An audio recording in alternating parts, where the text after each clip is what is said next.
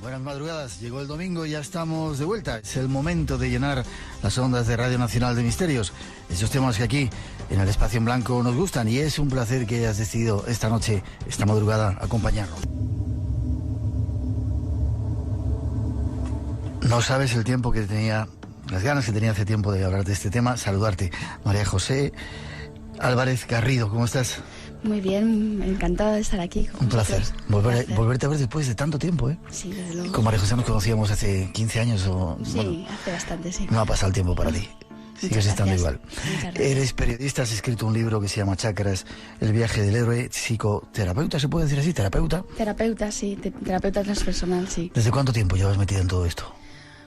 Desde hace mucho tiempo, desde hace 10 años por lo menos. Sí. Sí. Pero antes viajabas mucho. Antes viajaba, sí. ¿Sí? ¿Qué te enseñaron los viajes? En este programa tenemos mucha vocación de viajes también. Todo me ha enseñado, todo me ha llevado a mi camino, sí. En realidad era un precedente del viaje del héroe. Mis viajes eran un precedente del viaje del héroe, sin yo saberlo. Sí. Sí. ¿Qué lugar te llamó más la atención de los que has estado por ahí? Sé que es difícil esto, pero... Eso es difícil. Me encantó el sudeste asiático, me encantó... Pues no sé, me encantó Bali, Tailandia, pues es que no lo sé, muchos sitios. ¿Vietnam y Camboya has estado?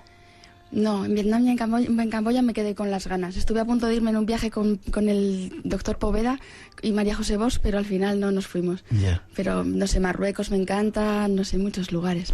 Y es curioso, se parece un poquito. Grecia, Egipto, me fascina. ¿No? Sí, es curioso cómo la vida te va orientando hacia lugares que a veces tú ni siquiera habías pensado, ¿no? Porque tú estudiaste periodismo para, supongo, comunicar y para...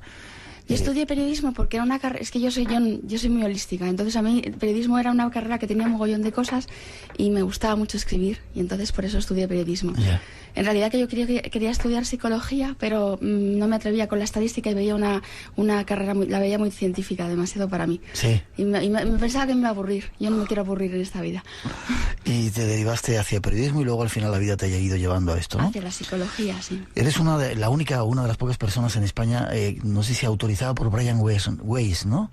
Para hacer ese tipo de terapias que ha popularizado él, ¿no? En todo el mundo. Bueno, él me reconoció cuando yo me formé con él en Estados Unidos, y él me reconoció, fui la primera persona a la que reconoció.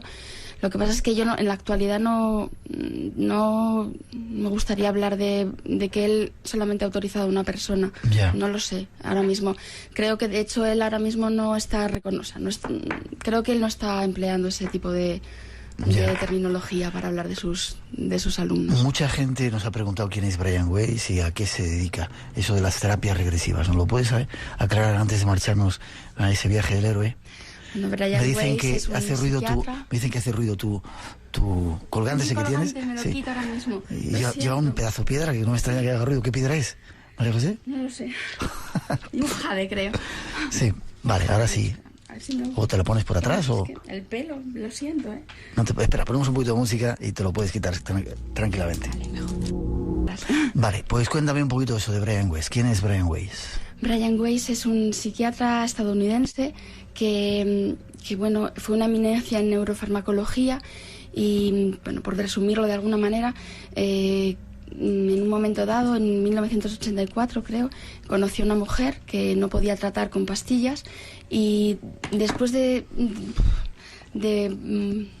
descerebrarse casi en cómo trataba a esta mujer para sanarla de muchísimos bloqueos, se le ocurrió someterla a hipnosis, y ella, en el momento en el que le dijo vete al origen de tus problemas, se fue. Para sorpresa de Brian Weiss, había una vida anterior, una supuesta vida anterior, en la que resultó que moría ahogada en una riada en Palestina en la época de Jesucristo, y perdía a su hijo. Después de esa regresión, esa mujer sanó prácticamente todos sus bloqueos. Él pensó que se trataba de un psicodrama, de una especie de metáfora y que del inconsciente, y bueno, siguió indagando, pero su sorpresa llegó a puntos insospechados cuando esa mujer empezó a relatarle a través de supuestos maestros partes de su vida personal que ella desde luego no conocía. Y entonces, a partir de ahí, ese hombre se embarca en una investigación de las vidas pasadas y del mundo de la espiritualidad. Es tachado como loco, desprestigiado, hasta que llega un momento en que descubre un mogollón de cosas y es admitido de nuevo en el hospital en el que trabajaba, que era el Mount Sinai. Entonces ese hombre pues es una eminencia, se ha convertido en una eminencia en en terapia regresiva y ha hecho que una técnica que estaba escondida en el pues bueno, era tratada como pues relacionada con la teosofía y con cosas movimientos extrañas, esotéricos, ¿no? Sí. le ha dado pues un carácter terapéutico y más, bueno, no sé si científico, pero sí es una herramienta psicológica ahora mismo. Ya. ¿Tú aceptas que hemos vivido otras vidas antes que esta? Sí, claro. ¿Está claro eso desde tu punto de vista? Desde mi punto de vista, sí. Lo que pasa es que, como Brian Weiss, ¿no?, como el que me ha formado, considero que o sea, veo la terapia regresiva como una terapia, no tanto como... No me detengo en la parte filosófica. Yo creo en la reencarnación, desde luego, pero no necesariamente las personas que se someten a ello tienen que creer en ello. Ya. Y puede ser que una cosa que nos haya ocurrido en otra vida, de la cual no tenemos ni conciencia, ni recuerdo, ni nada, nos provoque problemas ahora, angustias. Sí, lo que pasa es que no hay nada, desde mi punto de vista, no hay nada que se produzca en otra vida que nos esté dando en esta. Para mí las vidas pasadas son una manera de enfocar problemas de esta vida, pero nos da otra perspectiva diferente y yo las trabajo de forma simbólica. Es decir, cuando tú conectas con una vida anterior se produce una liberación emocional, que eso es lo que te sana, pero a la vez te da una perspectiva, te da como un atajo simbólico de lo que está pasando en esta, cosa que si tú trabajaras solamente con esta, tardarías años en descubrir. Ya. ¿Crees que cada uno de nosotros venimos aquí con una misión, con una... Sí. Que hemos incluso autoelegido nosotros? Sí, yo creo que todo lo elegimos. Todo lo elegimos. Elegimos a nuestros padres, elegimos el sistema familiar en el que encarnar. Normalmente la característica de nuestro sistema, que eso se ve también con constelaciones familiares, tiene muchísimo que ver con nuestro karma. O sea, en realidad todo está relacionado. Ya. Y desde luego todo está elegido desde mi punto de vista. Y hay gente que elige padres duros y... Sí, porque en realidad... Sí, porque nosotros desde la dualidad concebimos el sufrimiento como el mal, lo negativo, la sombra, lo oscuro. Pero desde la unidad nosotros no nos planteamos que algo sea negativo. Nosotros cuando planificamos nuestras vidas no nos planteamos que las cosas sean negativas o positivas. Simplemente nos van a llevar al bien, a la unidad, a la totalidad. Ya, pero depende mucho cómo lo vivas eso, ¿no? Porque hay gente que cuando está sufriendo se autoalimenta en el sufrimiento y que mal estoy y que no sé qué, ¿no? Sí, claro. Ese es el tema. Nosotros al encarnar nosotros encarnamos desde mi punto de vista, ¿vale? Ajá. Para vivir una experiencia vivir la experiencia de la dualidad, las emociones. Y en realidad nos encharcamos en ella si pasamos muchas vidas sin poder salir de esas emociones. Lo que pasa es que nuestra maestría reside en salir, en trascender esas emociones. Conquistamos la maestría cuando llegamos a la trascendencia.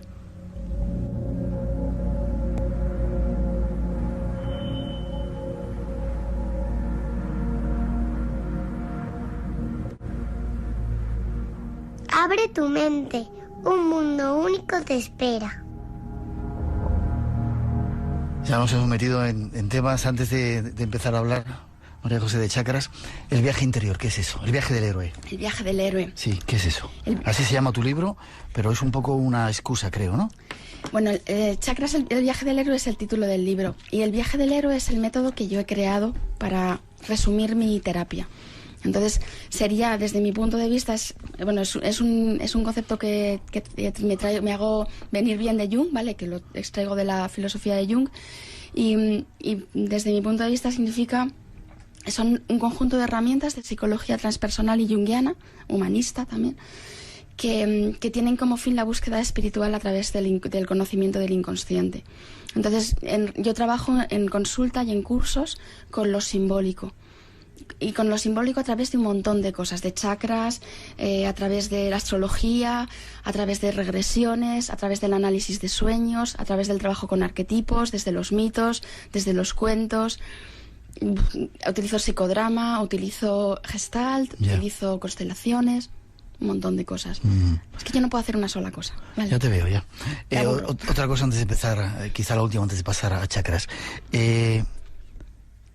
Hablando de vidas pasadas, ¿es fácil hacer que una persona entre en esa regresión y vaya a esos otros vidas anteriores? Es fácil. Lo que pasa es que hay que tener la mente muy abierta y saber en todo momento que en una regresión se activa el hemisferio derecho del cerebro, que es la parte simbólica, y el inconsciente, ¿vale? Lo emocional, pero siempre el izquierdo está presente. nunca te desconectas del izquierdo. Es decir, tú estás tumbado, accedes a través de hipnosis o relajación profunda, que la hipnosis hay que tener claro que es concentración en un punto. Es decir, cuando tú vas al cine estás hipnotizado, de alguna manera, porque estás centrado en lo que está pasando, ¿vale? Pero tú en todo momento sabes que estás tumbado en mi despacho. Estás oyendo el coche de al lado, estás oyendo a la persona que está al lado. Sabes que a las 2 horas se te acaba el parquímetro. Me explico, es decir, en todo momento tienes el hemisferio izquierdo, es decir, la lógica y la razón activada, el consciente, con lo cual te crees que te lo estás inventando. La sensación es que te lo estás inventando, ¿vale? No te vas a otros mundos y luego regresas, no. Entonces la sensación que te da es que te lo estás inventando, entonces te da una sensación de irrealidad. Y eso hay que tenerlo siempre en cuenta a la hora de hacer una regresión. Y sí es fácil. Lo que pasa es que no se puede hacer en una primera entrevista, en una primera consulta no se puede hacer, no es conveniente porque te abre muchísimo el inconsciente y tienes que tener bastantes grados de intimidad con el terapeuta para poder hacerlo bien. Ya, sin embargo, es como si hubiera una parte de nuestro cerebro que te engancha y conexiona con otros mundos, con otras dimensiones. Sí, conexiona con otras dimensiones.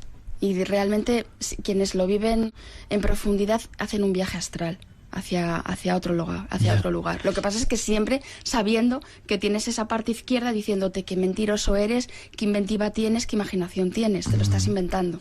Y Brian Weiss, he leído, y alguna otra gente que trabaja con cosas parecidas, similares, plantean que hemos podido vivir otras vidas y que es muy fácil llegar a ellas, ¿no? Es muy fácil llegar a ellas. Utilizas lo simbólico, utilizas un puente, una niebla, yo por lo menos utilizo eso. Niebla, o sea, en principio te relajas, bajas por unas escaleras o una espiral, te encuentras con tus guías, o tus maestros, te llevan por un puente, niebla, de pronto estás en otro lugar y en otro tiempo y luego te van dirigiendo. Quizá algún día tengamos que hacer un experimento. ¿Te prestas? Me presto. 900-137-137, nuestro teléfono, 2 y 22, 1 y 22 en las Islas Canarias. Vámonos a ese viaje del héroe esta noche a aprender cosas. Te decía también antes el micrófono cerrado que hay mucha gente que nos ha pedido que hablásemos de chakras desde un punto de vista más cercano, no tanto quizá como la mitología hindú. Va a ser un placer que nos lo cuentes, ¿te parece? Encantada. Tras esa introducción vamos con ello. El término chakra viene de Oriente, creo que de la India, ¿no? Y se populariza por aquí. ¿Pero qué es exactamente? Los chakras son transformadores de frecuencia. De alguna manera actúan como traductores, ¿vale? Si tengo que traduciros lo que son los chakras, actúan como traductores de conferencia. Y lo que hacen es poner en contacto los diferentes cuerpos energéticos que hay en nosotros. ¿Cuántos hay?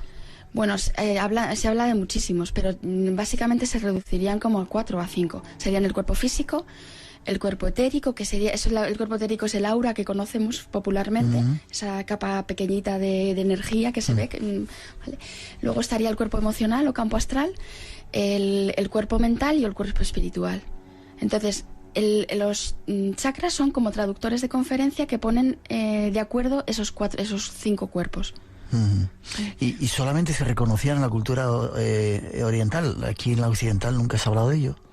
En la occidental no se habla de ellos. Se habla los hindúes hablan de ellos, los chinos también manejan algo de ellos, sí, los meridianos chinos sí que hablan de ellos, pero en Occidente creo que no se habla de... Vamos, no tengo yo conocimiento de que se hable de los chakras.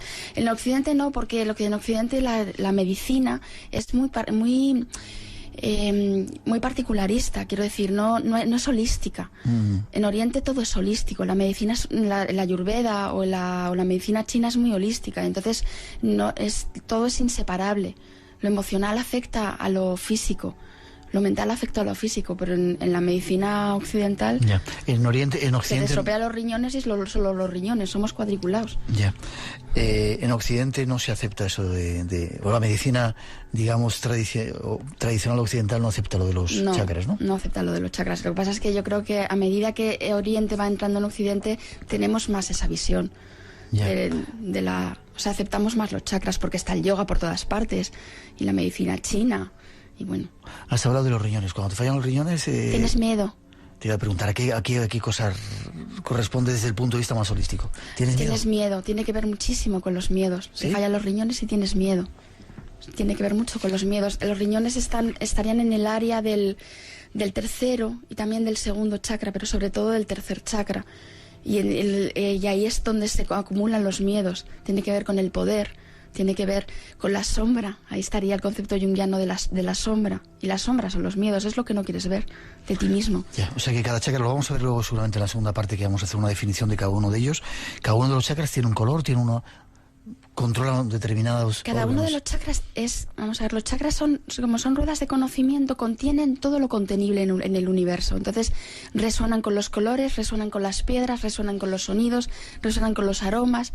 Están conectados en realidad con todo, con los signos astrológicos, con los planetas. Están conectados pues con casi todo. O sea, realmente los chakras contienen todo el universo. Ya, voy a ser un poco occidental y te voy a preguntar, ¿qué prueba hay de que los chakras existan o es un invento de los hindúes? ¿Hay alguna prueba que demuestre? Eso no se ha visto en una radiografía, ¿no? No se ha visto, no se ve en una bueno, en las fotografía. fotografías Kirlian de las energías sí se ven. Y los que practican la visión aural sí ven los chakras. Pero claro, a ver, eso los científicos te dirían que estamos locos, por supuesto. Yeah. Pero sí que es verdad que si trabajas es decir, desde la psicología, si trabajas desde la psicología, si trabajas por chakras, quiero decir, una persona que tiene dolores de estómago normalmente tiene problemas de autoestima. ¿De autoestima? De autoestima, sí. Y problemas, por ejemplo, con estreñimiento, diarreas, ¿vale? Hay una vinculación con temas de autoestima y temas de poder. Pero claro, esto ya no es científico. También estoy hablando de cosas que no son científicas. No, yo no soy científica. Yeah. Si me quieres tachar todas mis teorías, me las vas a tachar. No pretendo aprender y que aprendamos todos. No pasa nada, no me importa. ¿Los ves tú, los chakras? No, yo no los veo. Yo alguna vez he visto auras he visto, pero los chakras yo no los veo. Y cuando estás tratando a una persona, ¿cómo sabes? Por los síntomas que me plantean. Yo trabajo desde lo psicológico sobre todo y trabajo desde lo simbólico. Entonces, por ejemplo, a través de las regresiones, a través de las constelaciones, yo veo muchas cosas que pueden estar en los chakras. O a través de lo simbólico, de los sueños, o por ejemplo de los cuentos, como te contaba ahí fuera, cuando estábamos hablando. Ya. Era curioso porque quiero dar el ejemplo. Imagínate que yo digo que me gusta el cuento de Caperucita Roja. Por ejemplo, si a ti te gusta el cuento de Caperucita Roja... No es ese exactamente el que me gusta, yo sé pero que bueno. Tú tienes problemas con el chakra raíz, porque tienes problemas con tu madre. Eres una persona que te autoengañas. Caperucita Roja se autoengañaba. La abuelita le decía que... O sea, su madre le decía que para ver a su abuelita tenía que encontrarse con el lobo, ¿vale? Y que tuviera cuidado. Y ella decía, no existen los lobos. No existe el mal en el mundo. No existe la sombra. Entonces no había tierra en ella. Falta de chakra raíz. 2:30. Esta noche va a ser curioso lo que vamos a aprender. 1:30 en las Islas Canarias. Seguimos adelante. Hay más datos que queremos daros para tratar de conocer dónde están esos chakras, cómo están distribuidos y cómo funcionan. No es cierto que los mercados no estén sometidos a ningún tipo de regulación. Los mercados mantienen las reglas de inmoralidad más rígidas del mundo. Asuntos propios. Cada tarde, otra vuelta de tuerca a la actualidad. Quizá esto que les cuento no es bueno para el negocio, pero es bueno para usted. Asuntos propios, con Tony Garrido, de 4 a 7 de la tarde en Radio Nacional. Espacio en blanco. Una puerta abierta hacia lo desconocido. Entra con nosotros todas las madrugadas de sábados y domingos en Radio Nacional.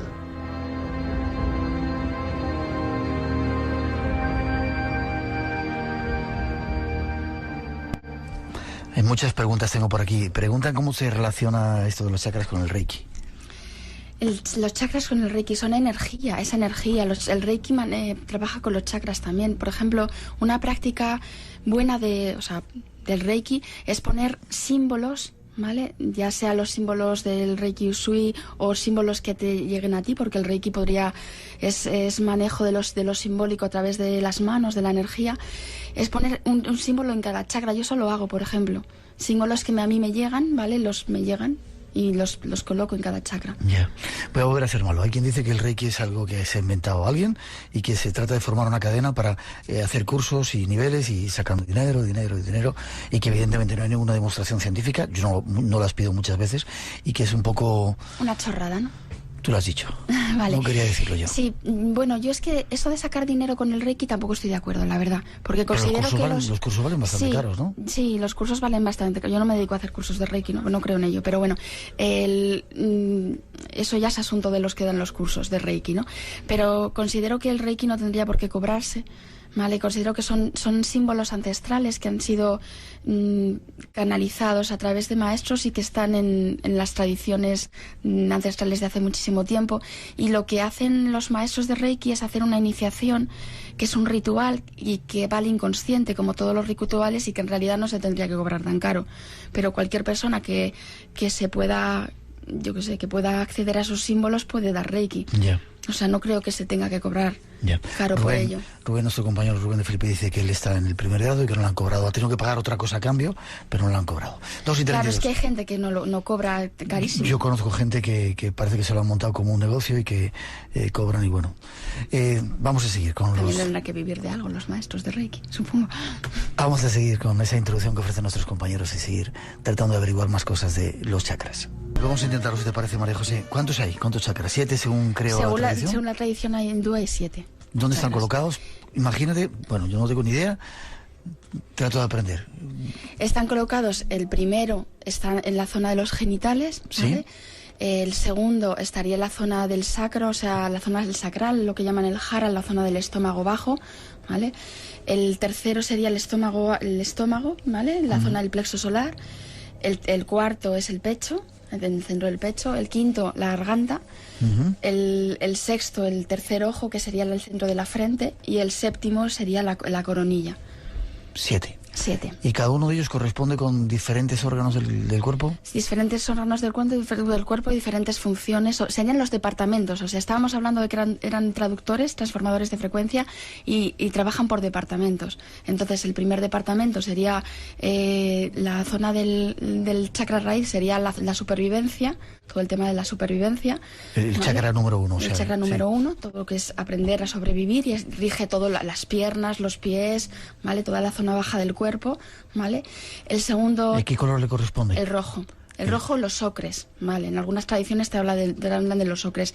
Los colores también depende de cada tradición, ¿vale? Yeah. Pero bueno, en la hindú sería el rojo, ¿vale? Luego, el segundo chakra sería el departamento de la sexualidad, la pareja, las relaciones con los otros. Estando un poco más arriba del ser.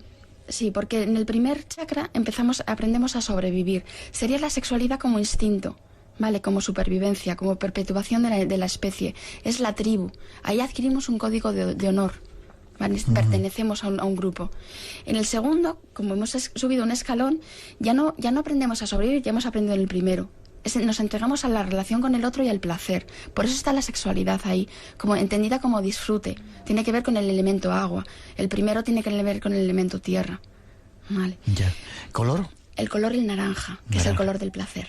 ¿Sí? ¿Vale? ¿Naranja? Sí, de la nutrición, de los alimentos. Ya, pregúntale, ¿Vale? discúlpame, la gente que tiene problemas, disfunciones sexuales, ¿tiene problemas con el segundo chakra? Sí, tiene problemas con el segundo chakra. Tendrá problemas de próstata, de gónadas, ovarios, ¿vale?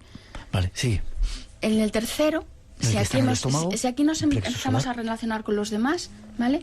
Y aprendemos a valorar al otro como espejo de nosotros, ¿vale? En el tercero aprendemos a individualizarnos, ¿vale? Y a conquistar el guerrero, el poder.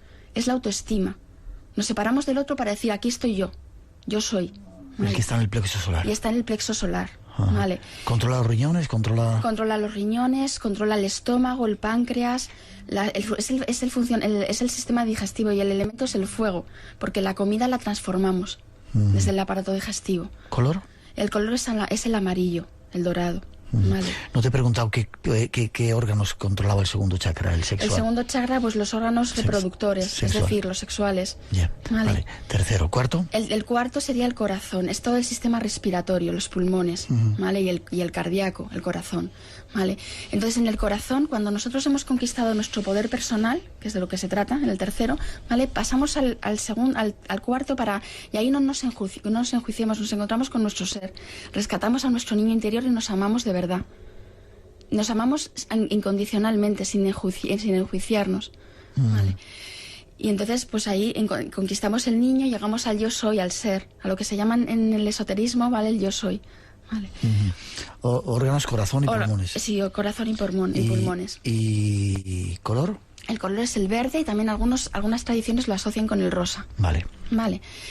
Hemos conquistado nuestro ser, entonces lo expresamos el ser que somos. Nos abrimos a trabajar o sea, a expresar en el trabajo, en la creatividad, el ser que realmente somos. Es la voz interior. A través de la garganta que te A través de la garganta. Expreso mi verdad, el ser que soy. ¿Vale? El color es el turquesa, el celeste, los azules, ¿vale? Celestes, turquesas, y ya rige la tiroides, ¿vale? Es la garganta, todo lo que hay en la garganta, las cuerdas vocales, ¿vale? Entonces, el siguiente paso sería el tercer ojo, ¿vale? Que en el tercer ojo ya es un chakra muchísimo más sutil, ¿vale? El tercer ojo, si aquí hemos conquistado el expresar quiénes somos, aquí conquistamos nuestra verdad interior, que la verdad interior es la unión de los dos hemisferios, izquierdo y derecho, la objetividad del izquierdo y la intuición del derecho. Entonces ahí empezamos a entender que la vida es todo simbólico, empezamos a entender que todo nos habla a través de lo simbólico, desde una marquesina de un autobús hasta un número de una matrícula de un coche, hasta nuestros propios sueños, hasta, yo qué sé, las regresiones, sería el lenguaje de lo simbólico, ¿vale? De alguna manera nos estamos acercando a Dios como nuestra voz interior, como nuestros guías, ¿vale? La verdad, nuestra verdad. Y cuando hemos conquistado eso, nos vamos, porque en realidad yo no considero a nadie que nadie tenga abierto esto más que los avatares, ¿vale? El séptimo. Y el séptimo chakra... Espera, bueno, el de la cabeza, el entrecejo que controla el cerebro. Aquí estaría el hipotálamo. No, perdón, el hipotálamo no, la hipófisis, perdón, me he equivocado. Vale, la hipófisis. Vale, ¿Y el color? El color es el índigo. Índigo. Sí, que sería el azul noche, el azul de la noche, el azul de la hora azul, cuando está atardeciendo. ¿Y el séptimo chakra? El séptimo chakra, que es el violeta, ya te me adelanto al color, ¿vale? El séptimo chakra, y que sería la coronilla, el corona, sería o sea, si esta es la hipófisis, esta es la epífisis. No, ahora no me acuerdo del nombre técnico de la... Yo tampoco lo recuerdo. No lo recuerdo, pero tú nos entendemos más o menos. Sería la cabeza, controlaría el cerebro, ¿vale? Pero en realidad va más allá, sería la trascendencia, conecta con otros planos superiores. Es la conexión con planos, con otras dimensiones. Yeah. Esos 7 son según los hindúes, pero ¿hay algunas tradiciones que hablan de otros chakras más? Sí, hay tradiciones que hablan de hasta 16 chakras. ¿Sí? ¿Y dónde estarían? Estarían por encima del séptimo. Serían la estrella, sería el octavo, que la estrella tiene que ver con la sabiduría interior y con estar en el presente. Sería el noveno, que es el anillo cósmico, que tiene que ver con equilibrar masculino y femenino. El siguiente sería la esfera, que es la conciencia terrestre. El siguiente sería el huevo cósmico, que tiene que ver con los sólidos platónicos y la memoria cósmica. El siguiente serían las alas angélicas, que tiene que ver con nuestro nivel angélico, porque se supone que en dimensiones superiores tenemos un nivel angélico, un nivel Elohim. Bueno, sería hablarnos de muchos tipos de seres, ¿vale? El siguiente sería la espiral, que tiene que ver con crear desde el pensamiento. Hay bueno, ya me he perdido de números, pero hay un siguiente que es el girasol, que tiene que ver con crear desde el pensamiento, a través de las distintas dimensiones, y tiene que ver con una frecuencia que está en las pirámides, que es la frecuencia Fibonacci, que tiene que ver con el número pi, en fin. Bueno, sería creación desde el pensamiento, pero desde niveles como superiores. Y todo eso estaría en esos cuerpos sutiles que tenemos. Y luego habría un siguiente, que es el éter, que tiene que ver con la geometría sagrada del universo, y un siguiente más, que sería el 16, y que tiene que ver con el Santo Grial. Es el Santo Grial, se llama el Santo Grial, y tiene que ver con la fusión con la fuente. Esos serían todos los niveles que contemplan otras tradiciones. Entra en contacto con nosotros. 900-137-137. Espacio en Blanco, en Radio Nacional de España, con Miguel Blanco. Y esta noche con María José Álvarez, aprendiendo cosas de los chakras. ¿Todos funcionan esos Es decir, por el hecho de nacer, tu niña, esa bonita que tienes, casi recién nacida, ¿le funcionan bien los chakras? ¿A todos los seres humanos nos Eso funciona? me preguntaron el día que me hicieron la cesárea, me sorprendió muchísimo, la verdad. Pero bueno, sí, no, eso, en fin, yo estaba pensando en activar mis chakras en el paritorio y de pronto vino el cirujano y me preguntó ¿qué tal están sus chakras? Y yo flipé, claro. Pero bueno. ¿Sabía que te dedicabas a estas cosas? No, a mí me pareció una sincronicidad maravillosa. ¿Ah, sí? Claro, la verdad es que sí. Pero bueno, eso es una broma. Si a mi hija le funcionan los chakras, pues no te creas. Cuando le tiene problemas con la digestión de los cereales, le ponemos las manitas y mi pareja y yo y empezamos a armonizar sus chakras y empiezan a funcionar. Es decir, que no vienen nuevos de serie cuando naces, sino que ya puedes traer algún Yo tipo... creo que vienen nuevos de serie, pero al encarnar empiezas a tener movidas con ellos, la verdad es que sí. Sobre todo con los 3 de abajo, los 4. Si realmente tenemos problemas con los 4 y los siguientes, como todos están conectados entre ellos, cuando tú trabajas con los 3 primeros o los 4 primeros activas sanas los siguientes. Los siguientes. En realidad el cuarto es un moderador, el cuarto está conectado con todos. ¿El 4 es el del corazón? El corazón. Ya. Y eso de la kundalini, de esa energía, dicen sexual, que está desde abajo y que recorre toda la columna vertebral, y cuando haces sexo tantra o sexo mágico se activa y hace que los chakras funcionen bien. ¿Eso es cierto o es una leyenda urbana también? No es una leyenda urbana. El sexo mágico, como tú lo dices, lo llamas, lo que hace es activar el corazón, porque en realidad el sexo está en el corazón. Aunque la sexualidad esté en el segundo chakra contenida como concepto, realmente solamente activamos el templo mágico o el templo interior cuando hacemos el amor desde el corazón, es decir, el tantra, pero el tantra de verdad. No los rollos estos chinos que a veces cuentan, ¿no? Yeah. Desde el tantra, como unos masajitos y ya está. O sea, si no haces el amor desde el corazón, no hay tu tía. 2:45. Vamos a una siguiente introducción para tratar de dar más datos y tratar de aprender y comprender un poco este asunto de los chakras.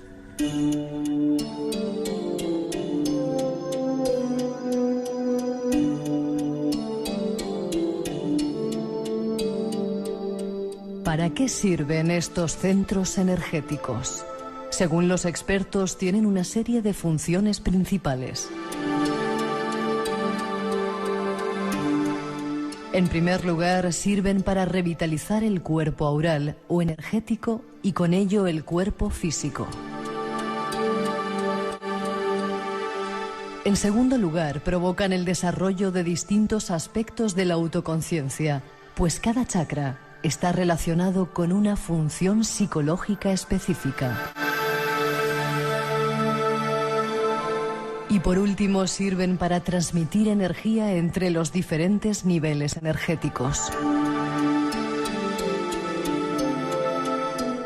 Cuando el funcionamiento de los chakras es normal, cada uno de ellos estará abierto, girando en el sentido de las manecillas del reloj, para metabolizar las energías particulares que necesita del campo de energía universal, energía que también se ha llamado chi, prana u orgón.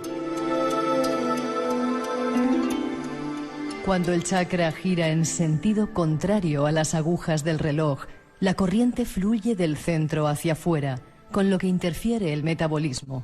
Por tanto, se dice que el chakra está cerrado o bloqueado a las energías que llegan. Aprendamos algo más del funcionamiento de estos centros energéticos.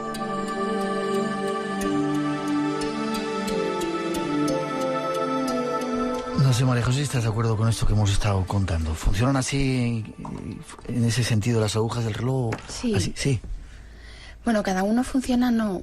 Bueno, a mí me metes en un compromiso si te tengo que contar esto, porque yo soy súper disléxica y nunca he entendido muy bien cómo funcionan, Yeah. Yo la parte energética de cómo funcionan los chakras no tengo ni idea, te lo tengo que decir en antes, no me importa, pero porque me hago un lío con las izquierdas y con las derechas y las manecillas del reloj, jamás he entendido eso además. Ya, pero funcionan así como... Sí, funcionan como un remolino, o sea, Sí. funcionan en espiral. Pero lo que pasa es que sé que cada chakra funciona diferente, o sea, vamos a suponer que si el primero gira, me lo estoy inventando, a la derecha, el segundo gira a la izquierda y así, ¿vale? Ya. O sea, giran en oposición, ¿me entiendes? O sea, alternando. Ya. Vale. Y puede ser que una persona durante toda su vida haya algún chakra que no le funcione bien. Bueno, sí, porque depende del bloqueo psicológico, o sea, como los bloqueos, o sea, todo está muy relacionado, ¿vale? Lo físico está relacionado con lo mental y con lo emocional. Entonces, si una persona que tiene un bloqueo, yo que sé, tremendo en la garganta, puede ser que tenga un bloqueo en la garganta, pero también si esa persona tiene un bloqueo en la garganta, también lo tiene en el tercer chakra y lo tiene en el segundo, porque están conectados, ¿vale?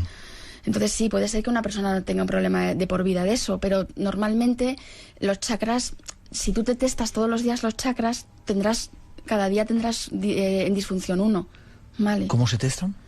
Pues se testan de muchísimas maneras. Se pueden testar con péndulos, hay gente que lo testa con las manos, hay gente, o sea, depende. Es que también se pueden testar desde lo simbólico, desde lo psicológico. O sea, pero con un péndulo se puede hacer. Sí, con un péndulo se puede hacer. Ya. ¿Y cómo se sanan? Tú imagínate, no sé, yo tengo mala garganta o tengo el chakra de la garganta. ¿Quieres que te vaya por orden diciéndote cómo se sanan? Sí, me gustaría. Bueno, vale. Bueno, hay técnicas que son para todos, es decir, se sanan con la alimentación correcta para cada chakra, con piedras, ¿vale? Se pueden sanar con aromaterapia, con sonidos, con meditación, desde luego, con respiración, también con posturas de yoga, ¿vale? Pero si tenemos que hablar de técnicas específicas para cada chakra, psicológicas o no, herramientas, ¿vale? El primero, por ejemplo, cuando hay problemas con el primer chakra, todo lo que sea enraizarse, es decir, pies en tierra, deporte, vale. Espera, ¿cómo sabemos que tenemos problema con ese chakra? ¿Cuáles son los síntomas que te hacen sentir que no funciona bien ese chakra? Bueno, los síntomas. Una persona que tiene miedo al abandono tiene problemas en el primer chakra. ¿Miedo al abandono? Sí. Una persona que se dedica a proteger a los demás o buscar protección tiene problemas en el primer chakra. Una persona que huye de las cosas y nunca termina nada tiene problemas en el primer chakra. Habría muchas cosas que hablar del primer chakra o de cada chakra. Con eso a mí me das pistas. Vale. Vale. Eso a nivel psicológico, y luego a nivel físico habría otras cosas, ¿vale? Sería muy largo. Pero si te tengo que hablar de formas de sanación del primer chakra, por ejemplo, una herramienta psicológica para trabajar el primer chakra son las constelaciones familiares, porque todo lo que sea trabajar la familia, que es nuestra tribu, el origen, ¿vale? Sana el primer chakra. Pero si nos ponemos más prácticos, la jardinería, tocar la tierra, te conecta a tierra, te conecta al primer chakra. Los tambores, danzas tribales, todo lo que te asienta en la tierra, ¿vale? Andar pisando bien la tierra, haciendo, yo estoy aquí, estoy vivo, me merezco existir, ¿vale? Eso, el color rojo te hace armonizar el primer chakra, ¿vale?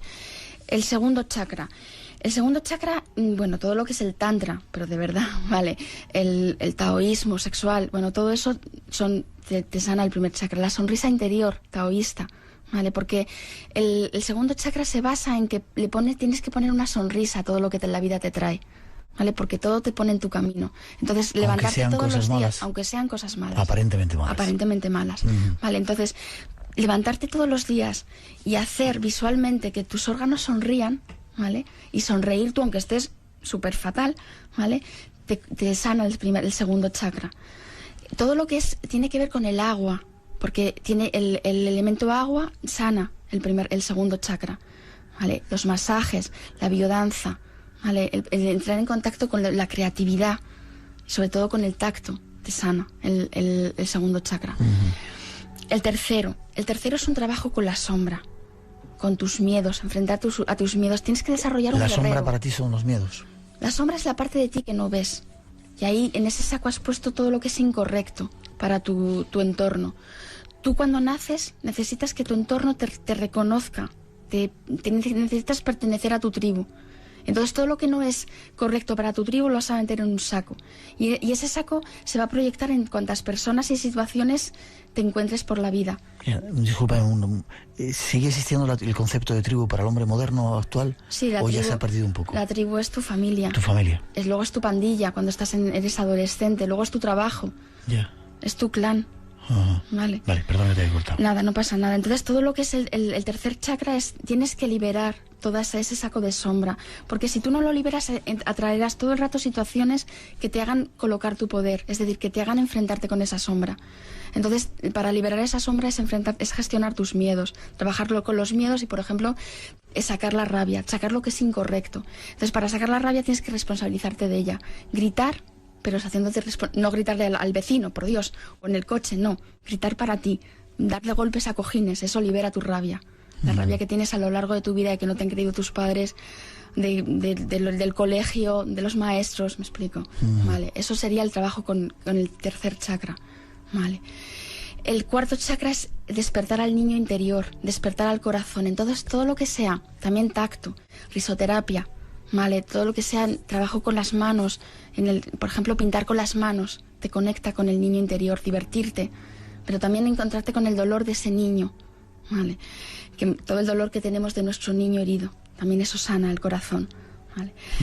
El quinto chakra serían todo lo que son cantar mantras, por ejemplo. Todo trabajo que tenga que ver con la creatividad, escribir un diario, hacer un cuento, todo lo que sea expresar, sana el quinto chakra. Por supuesto, también ponerte una turquesa, o sea, si ya hablábamos de piedras también, ¿vale? O colores. El sexto chakra. El sexto chakra es abrirte el mundo de lo simbólico, ¿vale? Ahí entraría mi trabajo, ¿vale? Entre las regresiones, los sueños, la astrología, todo, en ponerte en contacto con tu maestría, con el contacto con tus guías, empezar a apreciar la vida, el mundo de lo simbólico, entrar en el mundo de las señales, de las sincronicidades. Las aparentes casualidades de la vida y Exacto. esas señales que te va dando el... Exacto. Sí. Y el séptimo chakra es abrirte a la mediumnidad. ¿A la mediumnidad? A la mediumnidad, sí. A esa capacidad de conectarte con otros planos. ¿Sí? Sí. Pero también lo sanas con la meditación. Por supuesto, ya cuando más subimos chakras, la meditación es una herramienta fundamental. Pero la mediumnidad no es tan difícil, ¿eh? Desde mi punto de vista. Cuando tú te abres al mundo de lo simbólico y empiezas a conectar con... yo parto de la base que tú eres el dios de tu mundo personal. Y lo que tú te creas, eso es ley. Lo que tú te crees. Sí. Creer es crear, decimos aquí. Creer es últimamente. crear. Entonces, si tú decides crear una herramienta fácil para desarrollar tu mediumnidad, en realidad tú la creas. Yo en consulta enseño a la gente a crear, a conectar con su voz interior a través de sus guías. Y no es tan difícil, en realidad es tu parte sabia y la llevas dentro. Ya, estamos a punto de terminar. ¿Y puedes llegar a ser feliz en esta vida? Sí, sobre todo llegas a ser total. Yo creo que la felicidad es la totalidad, es salirte de la dualidad, salirte del negativo, positivo, soy feliz, infeliz, esto es bueno, esto es malo, masculino, femenino, te abstraes, te sales de eso y llegas a conectar con tu maestría. Y la maestría es crear conscientemente tu vida. ¿Estamos aquí para ser felices? Sí, sin duda, desde luego. Así de claro. Así de claro. Me alegro.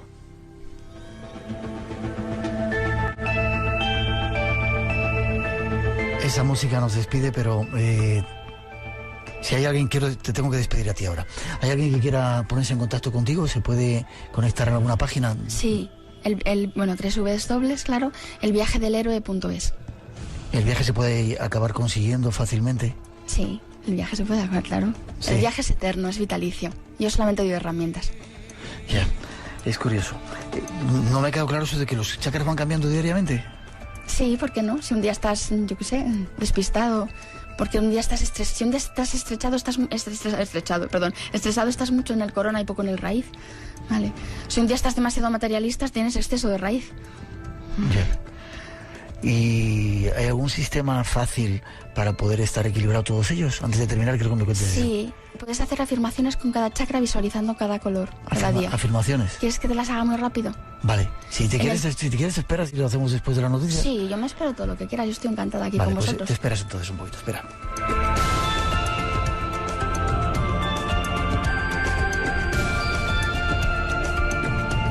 Tenemos que hacer una mínima pausa. Mucha gente me dicen por aquí en este sistema de comunicación diciendo que mola el tema, que les gusta. Si aguantáis un poquitito, dentro de nada, nuestra invitada nos va a dar alguna de esas afirmaciones para los chakras. Después está esperando José Luis Tajada, que nos va a llevar de viaje por el espacio. Habla un segundito el micrófono a José Luis. Mandamos desde aquí, José Luis, una... Buenas noches, no te he dicho nada. Hola, buenas noches. Mandamos una señal y he visto por aquí en un papelito que nos han mandado. ¿A cuántos kilómetros está esa señal que mandamos? Pues debe estar ya bastante lejos. No lo tengo por aquí. Espera, te lo presto yo. Sería curioso que ahora mismo la audiencia pudiese ver la cantidad de papeles que tenemos encima de la mesa. Te lo presto yo. El cálculo... Pero recordar que hace, no sé, 15 días, yo no recuerdo cuándo fue. Fue a finales de noviembre, principios de diciembre. Que hace más tiempo de lo que vez. pensaba. Mandamos un mensaje desde aquí. Sí. Que era una especie de sonido, ¿no? Sí, además es curioso porque ha habido personas que han intentado descifrarlo y se han puesto en contacto con nosotros. Pues ahora mismo está a ver cómo lo puedo leer, a 2.384.400 kilómetros de distancia. De la Tierra. Ahí es nada. De todas formas, quedarían otros 7.500 años para que llegue a la estrella más cercana. Yo pensaba que ya podíamos tener contacto por ahí. Vale, ahora me lo cuentas. Hacemos una mínima pausa. Llegan las noticias de las 3, las 2 en las Islas Canarias. Está esperando ese señor José Luis Tejada para llevarnos de viaje por el espacio. Emilio Fiel espera, y otras cuantas cosas más aquí en este espacio en blanco. No os vayáis, que todavía tenemos mucho que contaros. 900-137-137 es nuestro teléfono. Esto es el espacio en blanco aquí en Radio Nacional de España.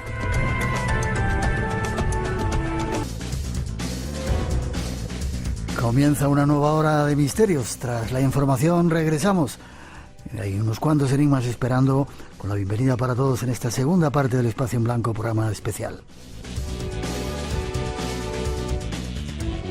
Pedro Verástegui es nuestro técnico esta noche. Las gracias a todos ahí por seguir conectados, compartiendo y llenando este Espacio en Blanco y este tiempo de enigmas. Y para seguir nos vamos a conocer leyendas de unicornios, de matemáticas. Ya veréis que será interesante. Comenzamos tras esa introducción que ya ofrecen nuestros compañeros.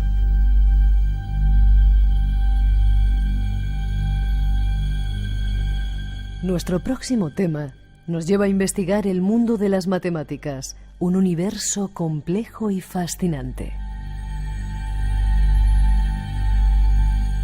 Las matemáticas no fueron inventadas por una sola persona, ni tampoco por un grupo social.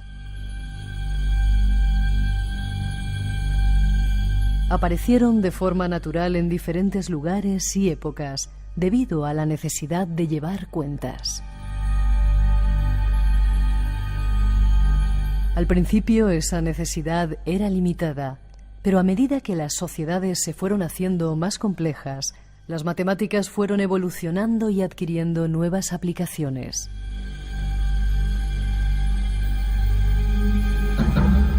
Las matemáticas empezaron con la invención de los números. La necesidad de contar del hombre prehistórico era algo limitada, como la de los pueblos cazadores y recolectores que perduran en nuestros días. Pero todos esos conocimientos fueron evolucionando, haciéndose cada vez más complejos para llenar un vacío en las sociedades que se iban desarrollando. Hoy los científicos nos dicen que si alguna vez nos llega un mensaje procedente de otro planeta o de otra galaxia, el tipo de mensaje con mayor probabilidad de tener sentido estará expresado sin duda de forma matemática. Viajemos al universo de las matemáticas para conocer algo más de sus secretos y leyendas.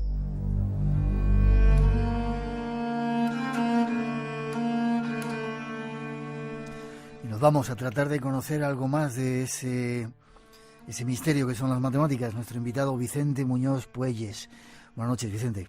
Hola, buenas noches, ¿qué tal? Bien, miembro del Consejo Valenciano de Cultura desde 1999, eso dice la Wikipedia de ti. Te has llevado todos los premios del mundo de la ciudad de Valencia, en el 84, en el 87, en el 2001. Tus obras se han publicado a un montón de idiomas, ¿verdad? Sí, ciertamente.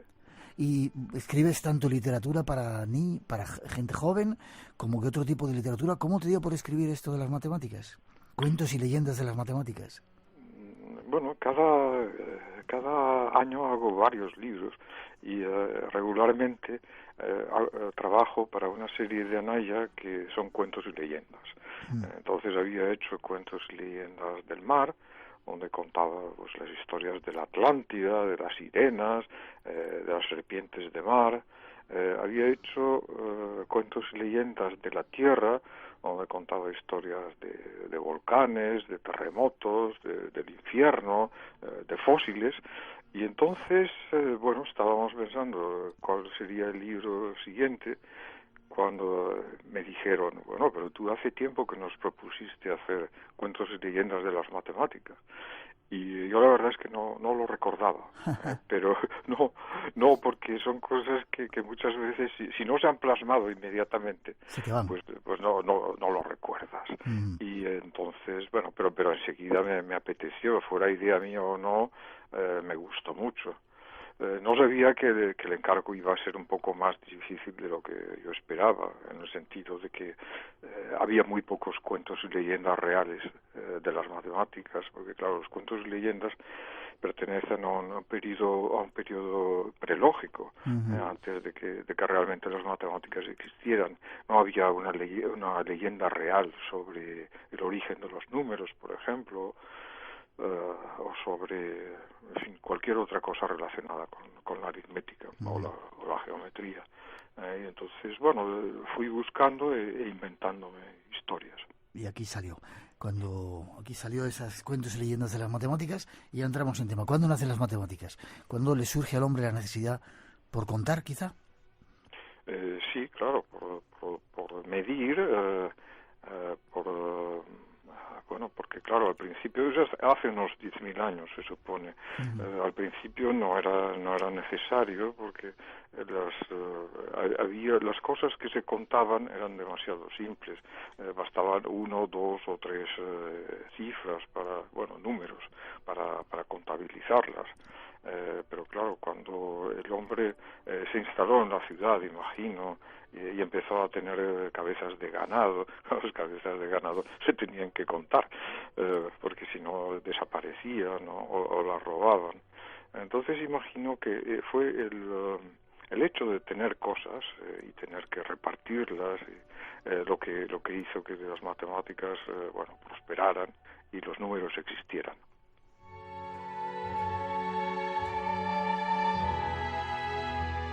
En una parte, en las primeras páginas de tu libro, dices que el hombre prehistórico, los pueblos cazadores y recolectores como los bosquimanos de África, los inuit de las regiones de América, los aborígenes de Australia, carecen de nombres superiores al 2, al 3 o al 4, y cuando hay más de ellos dicen muchos, o muchísimos. Sí, claro, perciben las cosas de una manera, digamos, muy detallada, pero al mismo tiempo muy genérica.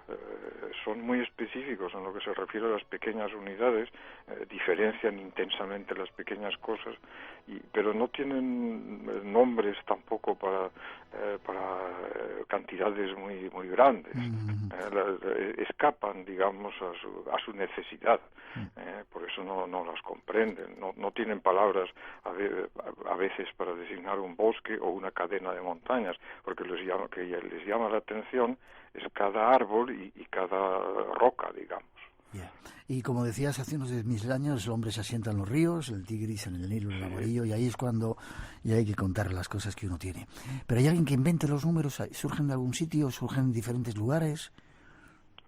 Sí, bueno, se supone que sí.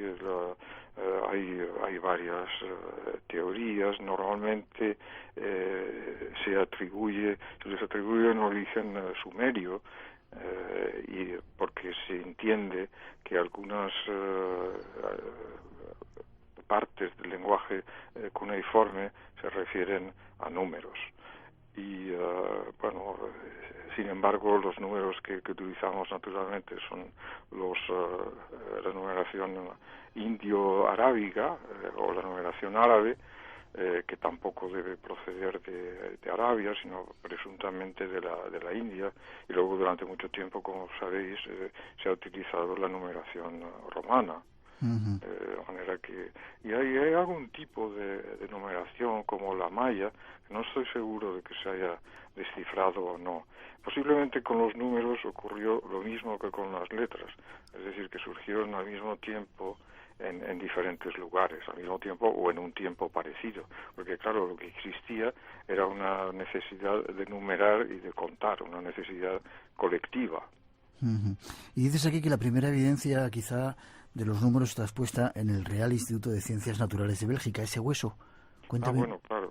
Sí, es un hueso de origen africano que encontró un arqueólogo belga, y es verdad, está ahí en Bruselas, y lleva son unas líneas simplemente pero de esas líneas se deduce cierta complejidad, ciertas observaciones que parecen relacionadas con las fases de la Luna y con otros movimientos de los planetas. En cualquier caso, se refiere a lo que se refiera, representa una especie de numeración, hay una cuantificación de las cosas.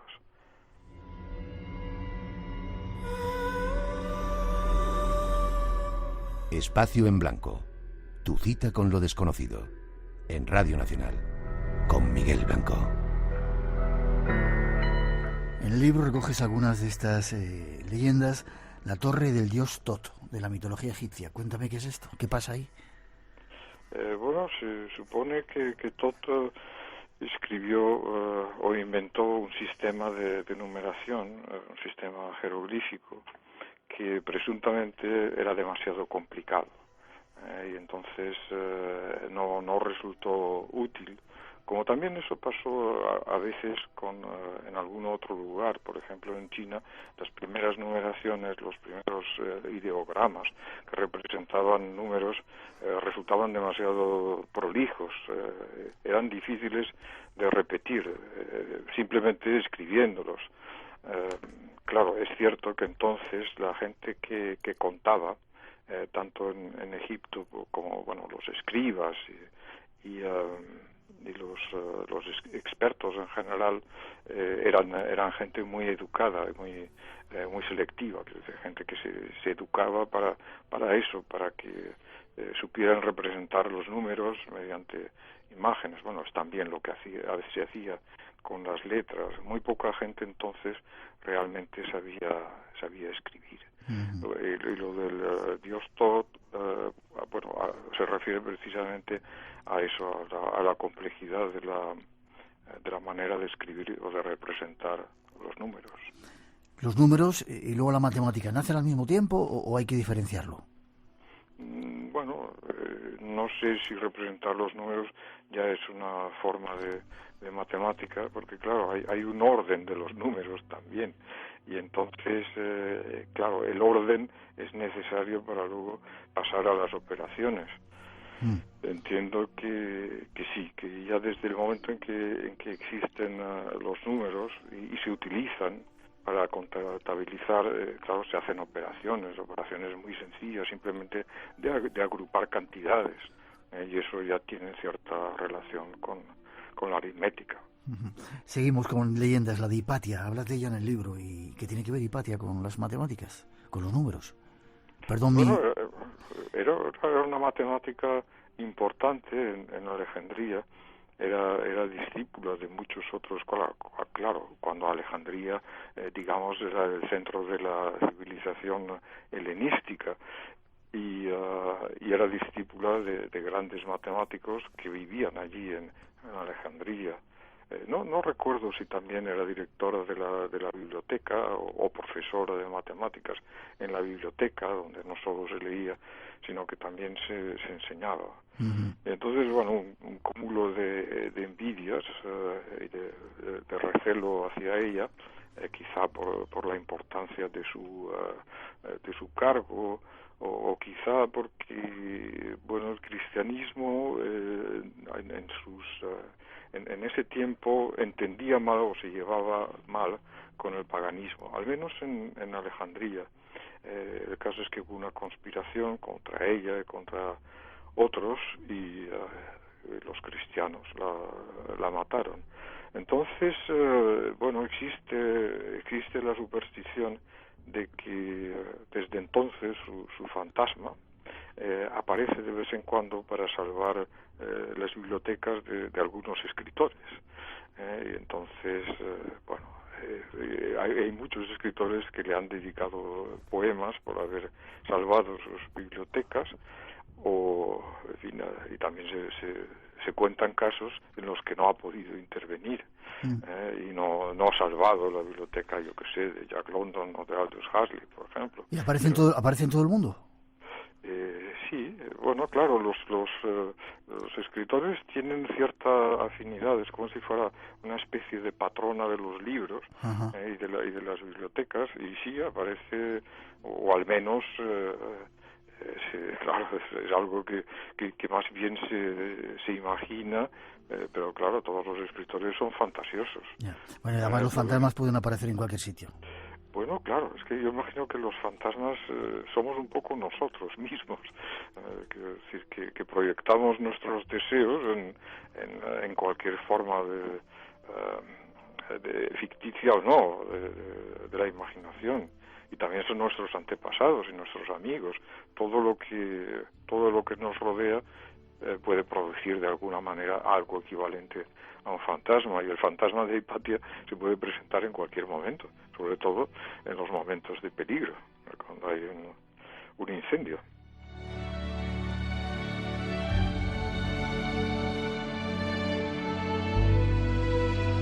Yendo a cosas que se pueden tocar más, vamos a Sudamérica. Nudos, quipus y ábacos son los primeros instrumentos que servían para contar, no solamente en Sudamérica. Los quipus quizás sí.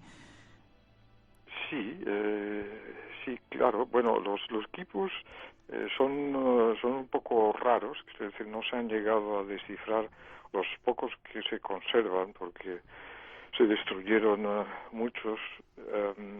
Bueno, contienen una serie de nudos también y de formas, de hilos superpuestos. Es como una especie de entramado de números que se conocen mal, pero que deben significar varias cosas, y que entonces sí se entendían y ahora se entienden mal. Pero bueno, servían como un ábaco, una representación numérica para llevar las cuentas de la casa o de algún tipo de organización. Los españoles, los conquistadores, desconfiaban de ellos porque suponían que los nativos, los indios del lugar, los utilizaban como un sistema de comunicaciones, es decir, enviaban un quipu a otro, y entonces, sospechaban que eso era una especie de conspiración.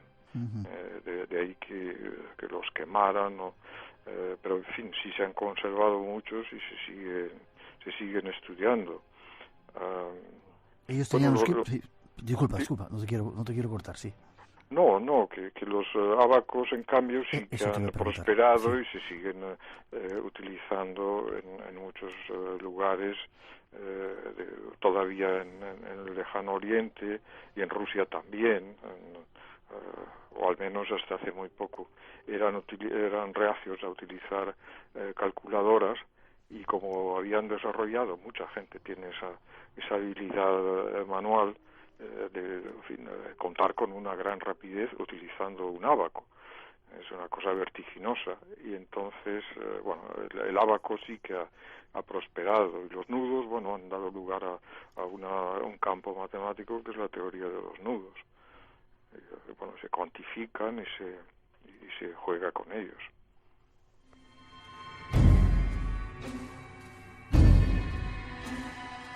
Hablando esta noche de algunos misterios, algunas leyendas de la matemática con Vicente Muñoz Puelles.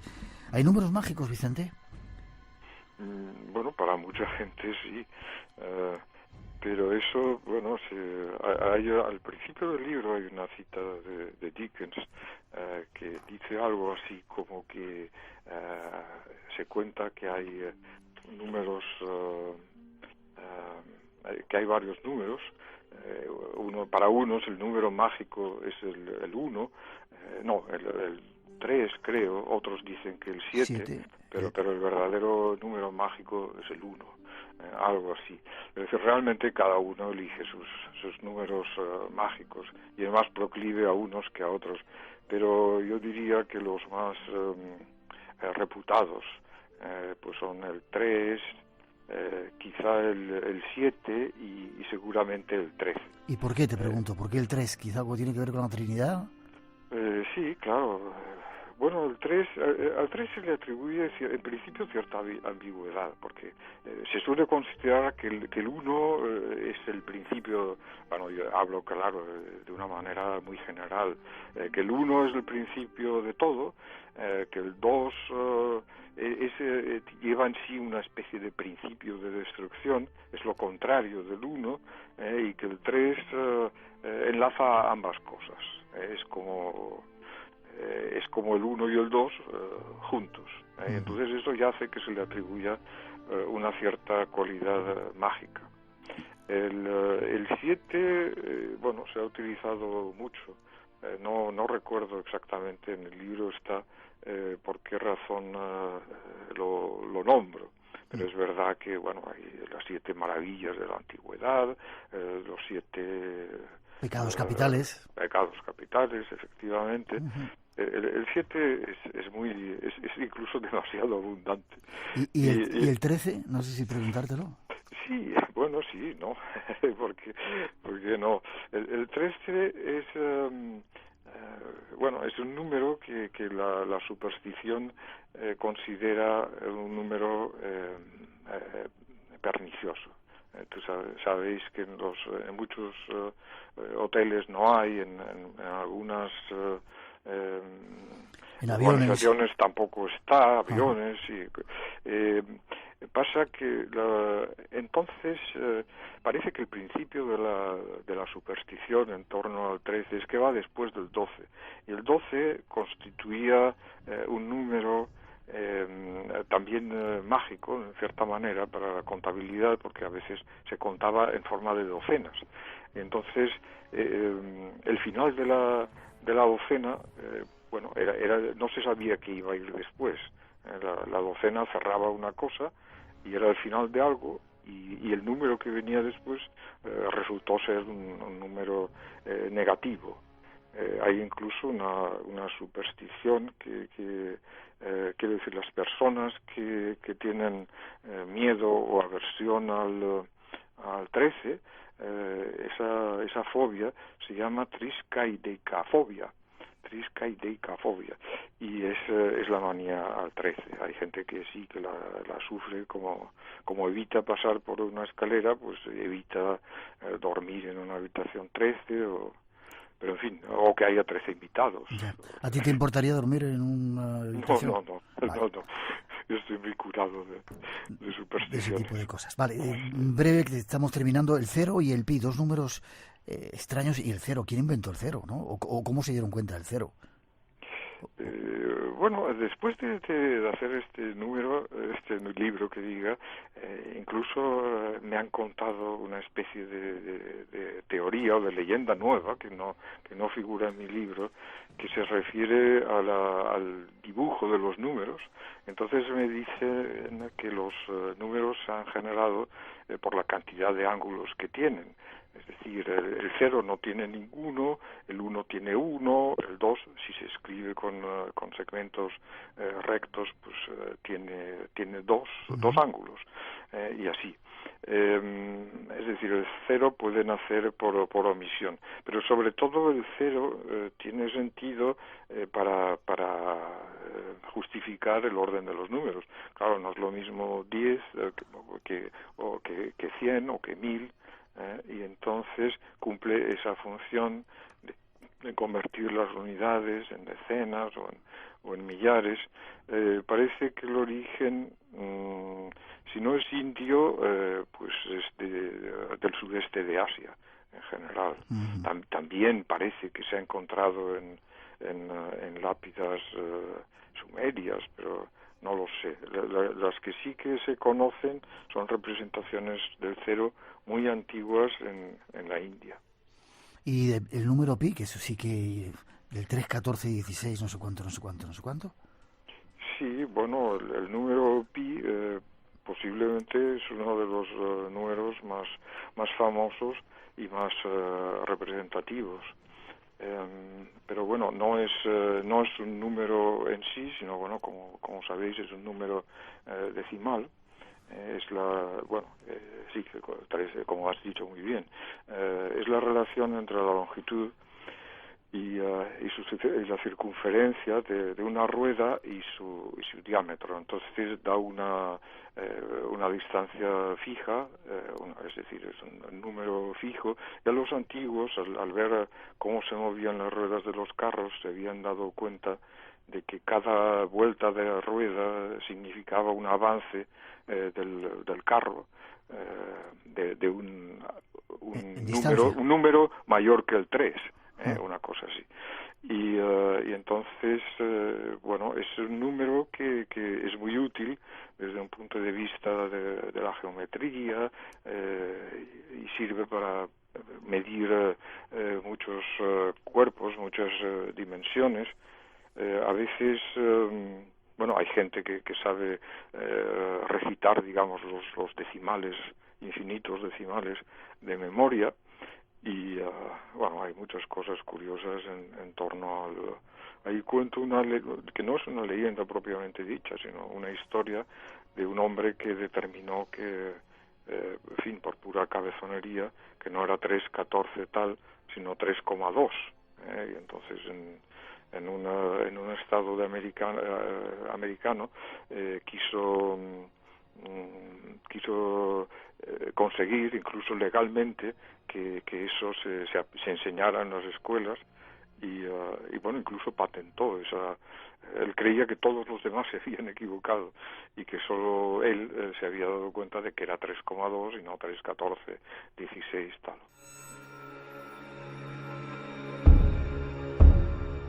Y dando ya un salto a nuestro mundo, de repente la matemática se convierte en un lenguaje universal y llega hasta las estrellas. Hay mensajes matemáticos que se han encriptado o se han mandado en algunos de los vehículos, ¿verdad? Y se piensa que si hubiera una civilización extraterrestre, la mejor forma de entenderse con ella sería o la música o las matemáticas, que tienen mucho que ver una cosa con la otra, ¿no? Sí, claro, la música y las matemáticas, para Pitágoras, desde luego, eran la misma cosa. Y en cierto modo sí lo son.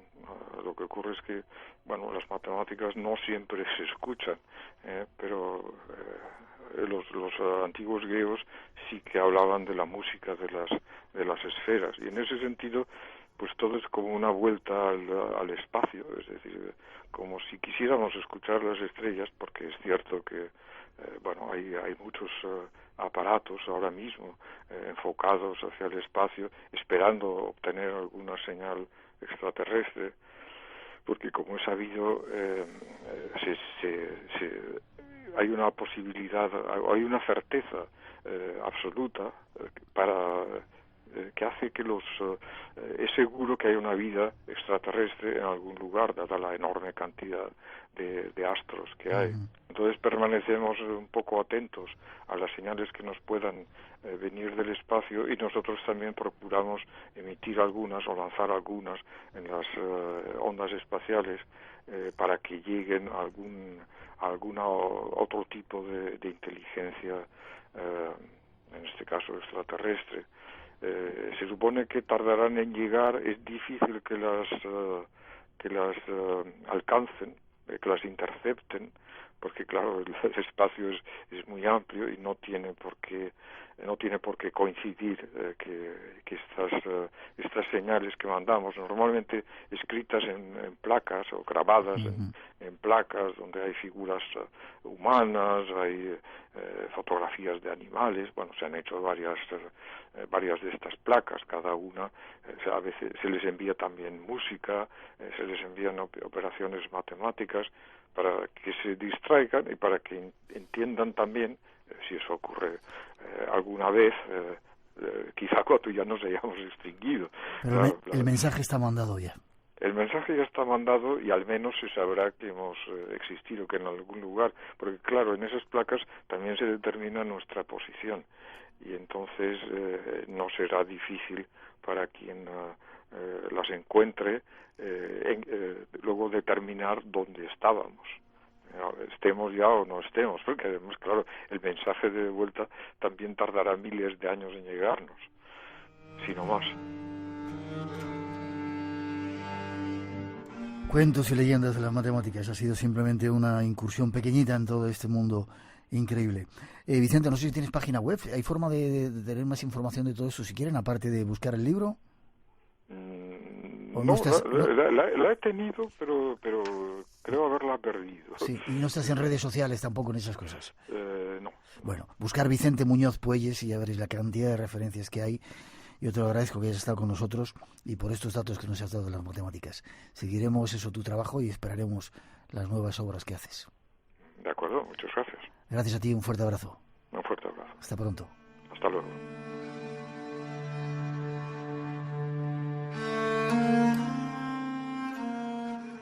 Mi pequeña biblioteca de Alejandría. Es donde doy clase a los niños. Un cono de Apolonio. Así es. Lo he hecho para enseñarles las 4 curvas. El círculo y la elipse. Orestes ya debería haber llegado. La parábola y la hipérbola. Es precioso. Lo miro muchas veces y me pregunto, ¿por qué razón convive el círculo con formas tan impuras? Disculpadme. Ahora mismo, en este instante, la Tierra entera podría estar moviéndose. Y nadie se da cuenta. Hipatia, mira a tu alrededor. Muerte. Horror. Destrucción. Si los astros se movieran en círculo, ¿por qué compartirían esa perfección con nosotros? Desde Platón. Todos. Aristarco, Hiparco, Ptolomeo. Todos han intentado armonizar las observaciones con órbitas circulares, pero... ¿y si otra forma se oculta en los cielos? ¿Otra forma? Señora, no hay forma más pura que el círculo. Tú nos lo enseñaste. Lo sé, pero solo supón que la pureza del círculo nos ha estado impidiendo ver un poco más allá. Del mismo modo que el brillo del sol no nos deja ver las estrellas. Debo empezar otra vez. Con nuevos ojos. Debo reconsiderarlo todo. He de replantearlo todo. Acercarme un poco más a la respuesta. Con eso, me iría a la tumba como una mujer feliz. Si te gusta el misterio, lo desconocido, tienes una cita con nosotros. De 2 a 4 de la madrugada, del sábado al domingo. Espacio en Blanco, con Miguel Blanco, en Radio Nacional. Son las 6, las 5 en Canarias. Sigue la actualidad del día en Radio Nacional de España. Desde las 6 de la mañana, Alfredo Menéndez te cuenta cómo viene el día. Albacete celebra... A la 1 de la tarde, tu comunidad será la protagonista en nuestros informativos territoriales. De nuevo, en Crónica Política... Fernando Martín te actualiza la información nacional e internacional a las 2 de la tarde. Las reacciones de las distintas... Y desde las 7 de la tarde, Miguel Ángel Domínguez repasa la información del día y nos adentra en el mundo del análisis y la reflexión de la actualidad. Vamos a recoger todas. Informativos de Radio Nacional de España.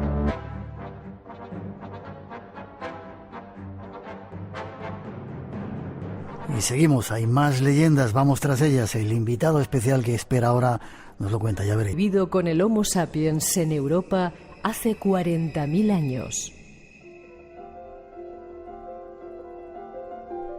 De acuerdo con las descripciones científicas, esta especie medía 2 metros de altura, 4,5 metros de largo y pesaba cerca de 4 toneladas. No era carnívoro y solo comía hierba. Son algunos de los datos de este ser de leyenda. Pero hay más. Nuestro invitado nos cuenta.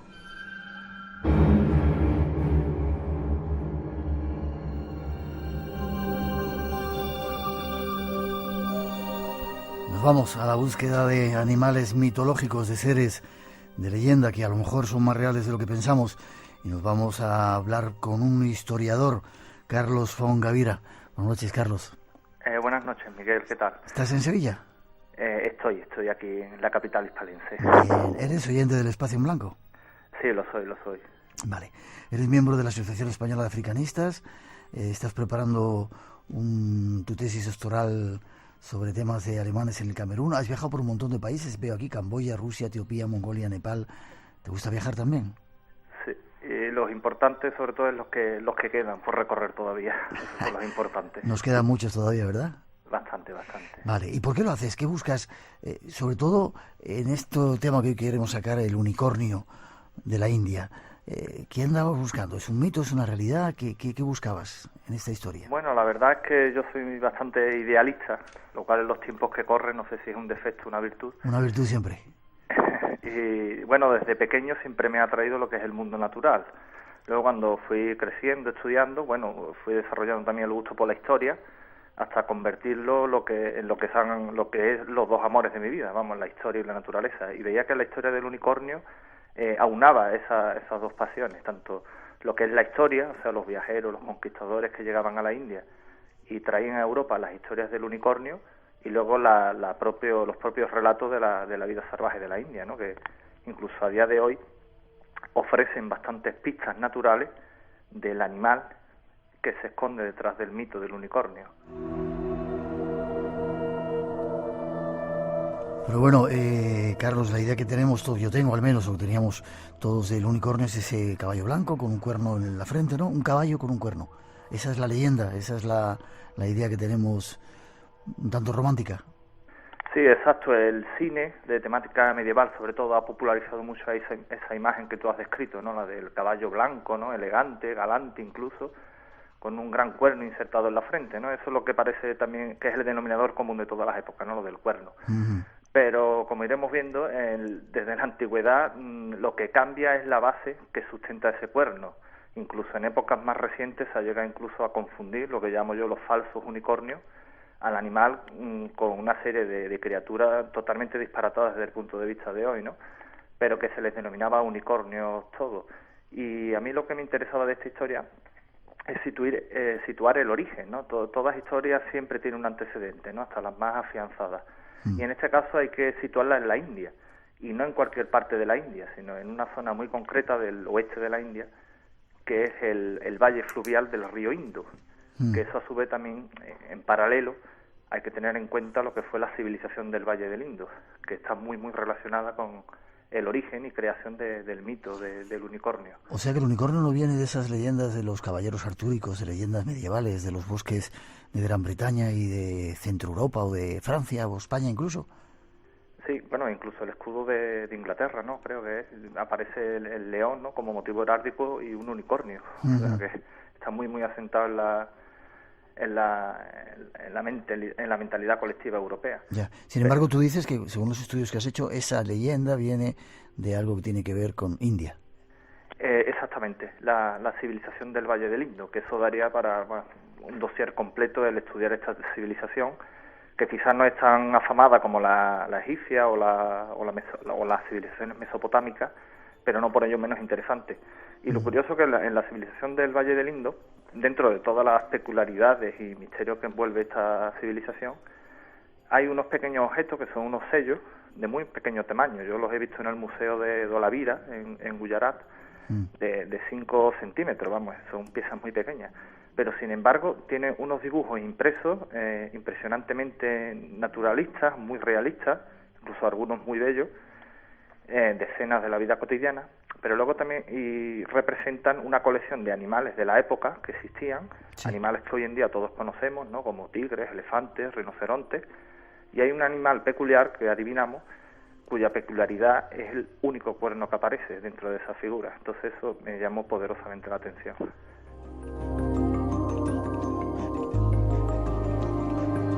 ¿Y dónde dices que encontraste estos pequeños sellos? ¿En la ciudad de Dholavira? Dholavira. En la civilización del Valle del Indo suena, sobre todo, es más conocido a nivel general, Harappa o Mohenjo-Daro. Sí. El profesor Jiménez del Oso estudió parte de la escritura y de la cultura de esa civilización en sus programas y reportajes. Uh-huh. Y a mí me interesaba la parte de la India, porque parece que la cultura del Indo es sinónimo solo del actual Pakistán, pero sin embargo en la parte de Gujarat, que también es un estado de la India particularmente interesante, ¿no? Con el jainismo, todas las influencias de otros continentes que tienen esa zona.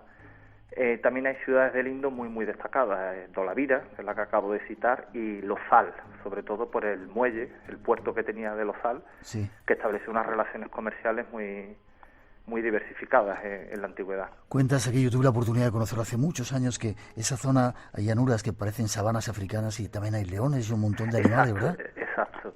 Es muy curioso que la India está asociada al tigre, ¿no? El emblema natural, ¿no?, de la India, pero sin embargo, curiosamente, el animal nacional realmente, atendiendo a la historia, es el león. Y de hecho, en el escudo nacional de la India, lo que aparece son 3 leones, que se basan en la columna de Sarnath, ¿no?, del emperador Asoka. Y bien, y en estos pequeños sellos se ven estos animales, que por otra parte dan a entender también el medio en el que vivían, que es muy diferente al actual. Actualmente, como tú has referido, es una zona desértica, seca, ¿no? Parece más un paisaje africano que uno situado en el subcontinente indio, pero sin embargo, al ver tigres, elefantes, rinocerontes, animales que hoy sabemos que viven en zonas donde haya abundancia de agua, abundancia de vegetación, nos da a entender que en esa época el Valle del Indo era un verdadero vergel, vamos, de vida silvestre. Ya. Lo que sí es cierto, Carlos, es que hay ciervos muy raros. Yo recuerdo que había un ciervo que tenía un cuerno muy largo, así como trenzado. Sí, allí, hay antílopes, allí confunden ciervo con antílope. Ya, antílopes habría que decir, sí. Antílope. Y lo curioso de la India es que los antílopes de allí son endémicos, o sea, no se encuentran en otra parte del mundo, ni siquiera del resto de Asia, solo en la India. Como por ejemplo los cervicapras, tiene varios nombres, ¿no? O antílope negro se le conoce en Occidente, que por cierto son antílopes muy bellos, muy gráciles, son de color negro con unos cuernos en espiral, muy parecidos a los cuernos del unicornio, por cierto. Luego están los nilgai, que son, los ingleses lo llamaron toro azul, o sea que imagínate tú la imagen que se les venía en ese momento, con un gran dimorfismo sexual entre machos y hembras. Los machos son de color azulado, las hembras de color pardo, y esos animales, por ejemplo, se parecen mucho a los de los sellos del Valle del Indo, de Dolavira. Se parece en cuerpo, en envergadura, en robustez. Simplemente la peculiaridad que lo diferencia es la que más llama la atención en el unicornio, y es que los nilgai no poseen un solo cuerno, solamente 2, pero lo que es el cuerpo se les asemeja bastante.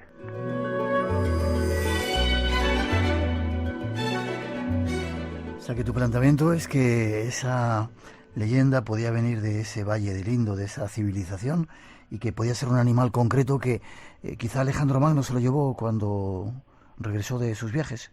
Sí, eso que tú apuntas, Miguel, es muy interesante, porque en Occidente, lo que es el mundo, digamos, helénico, griego, hasta que no fue la expedición de Alejandro Magno, aunque fue una expedición militar, Alejandro Magno en su ejército llevaba también geógrafos, naturalistas, gente que observaba lo que estaba viendo.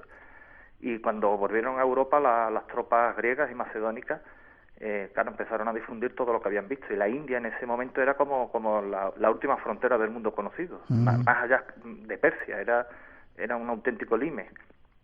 En esa época la India era el Valle del Indo, básicamente. Entonces esas historias empezaron a circular por Europa, y de hecho Aristóteles, que fue el tutor de Alejandro Magno, como todos conocemos, empezó ya a hablar del unicornio. Él lo describía como el asno de la India con un cuerno, o sea, mezclaba figuras de varios animales, pero ya empezó a inocular en los medios científicos, eruditos, ¿no?, de lo que era la antigüedad clásica, la historia del unicornio. La cuestión es que con el paso de los siglos, ¿no?, distintas culturas, religiones, le fueron añadiendo o restando tributos a ese animal unicornio, derivando en figuras que no tenían nada que ver ya con el animal original del Valle del Indo.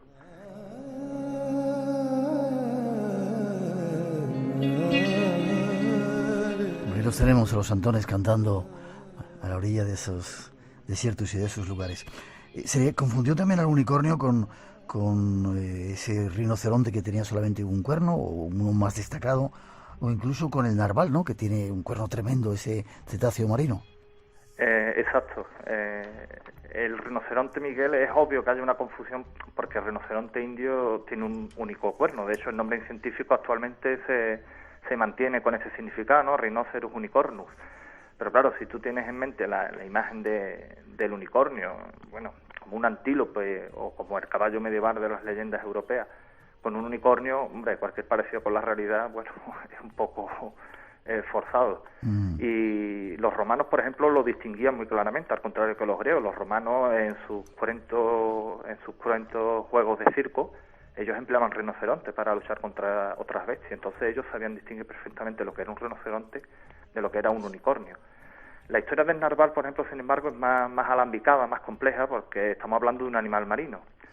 De hecho, cuando los vikingos, otros pueblos del norte de Europa, comerciaban con los colmillos de narval, decían que eran cuernos de unicornio, viendo el predicamento que tenía ya la leyenda del cuerno de unicornio con sus propiedades, ¿no?, medicinales y mágicas en la Europa medieval. Eran colmillos de narval que son muy largos, son casi 2 metros de largo, también en espiral. Y claro, decían que eran cuernos de unicornio. Lógicamente no sabían el origen del animal que los tenía. Ya. Y es muy curioso. Eso te iba a decir, qué curioso. Sin embargo, tu tesis dice que esa idea del unicornio viene de animales que en la India existían, con esa prueba de ese sello de barro que se encuentra en esas ciudades, ¿verdad? Exacto, yo estoy seguro. Yo deduzco por los sellos, porque cuando tú ves la figura del unicornio representada en los sellos de Dolavira, no hacen ningún tipo de distinción con otros sellos, con representaciones de otros animales. Es como un animal más. No le reviste ningún atributo anómalo o diferente al resto. Por tanto, formaba parte de su fauna. Y yo creo que hasta tiempos relativamente recientes, históricos, ese animal tuvo que existir en las llanuras de la India. Otra cuestión, que sería ya más científica, ¿no?, es determinar si es una especie de antílope o qué especie de antílope. Pero bueno, al fin y al cabo la India es una tierra mágica, porque si albergó el unicornio, que es el animal de un único cuerno, actualmente existe el antílope de 4 cuernos, que es el chusinga. Así que la historia tiene que sorprendernos todavía.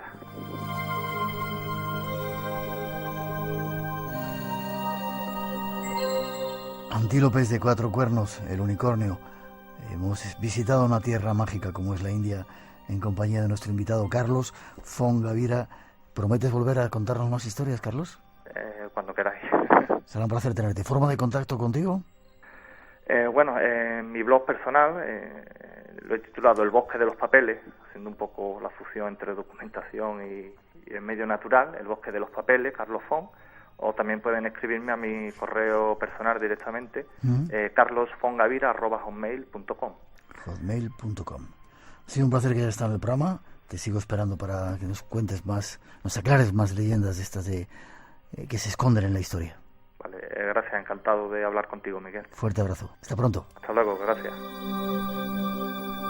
Santa, como es habitual, un repaso a algunos de los planes, redes sociales. Buenas noches, Rosa. Hola, buenas noches, Miguel. ¿Te pinchan las agujas que te has puesto? Se ha puesto unas agujas de, ¿cómo se llama? Auriculoterapia.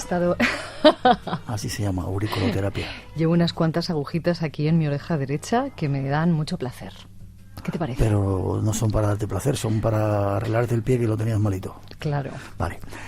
Hoy no hemos tenido llamadas porque teníamos un programa grabado para que la gente disfrute de las vacaciones, pero sí tenemos un montón de noticias, ¿verdad?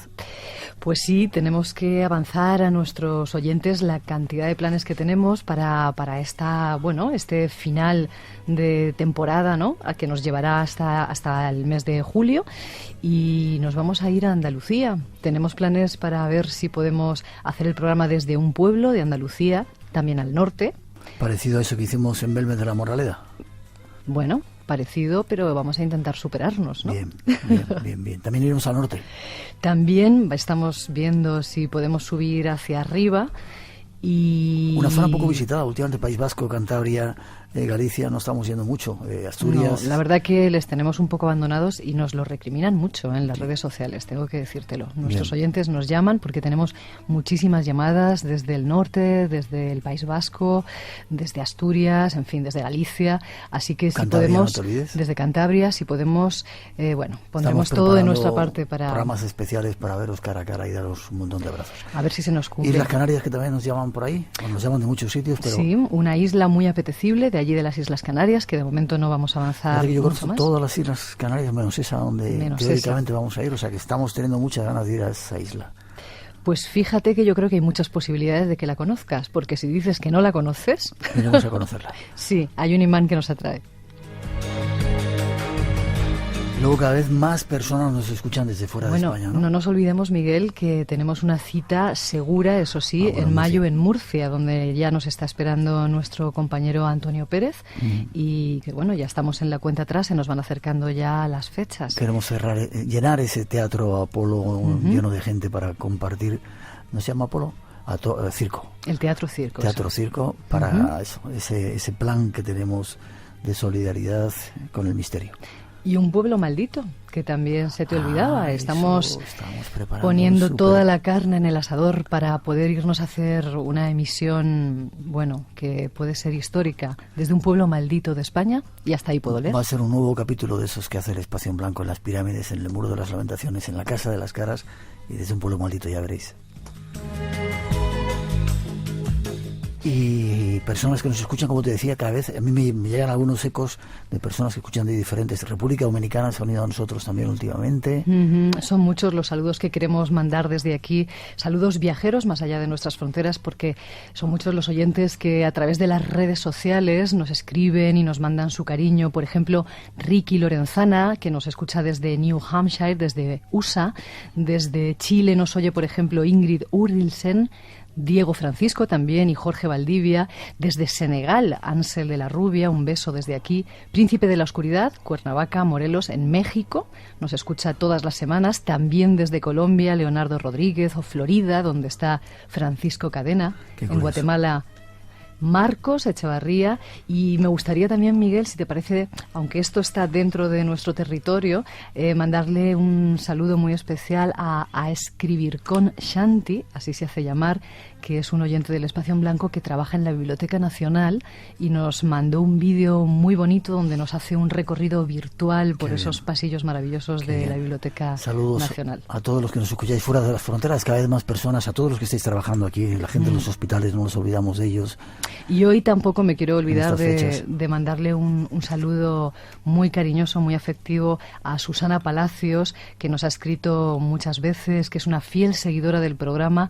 Nos escribió una carta muy emotiva donde nos confiesa haber superado un cáncer y no perderse ninguna emisión del Espacio en Blanco. Entonces, bueno, Susana, sabes que esta es tu casa y te invitamos a venir y acompañarnos cuando quieras. Y también a Francisco Padrón, Miguel, una carta... Sí, nos escuchan desde Estados Unidos, es bueno, ya lo contaremos. Sí, bueno, simplemente darle las gracias desde aquí a Francisco por enviarnos ese correo en el que nos cuenta, pues bueno, nos habla de esta última jornada de investigaciones sobre la fenomenología OVNI que se está haciendo por aquellos lares, y nuestra gratitud y nuestros saludos para aquella tierra. Sí, señor.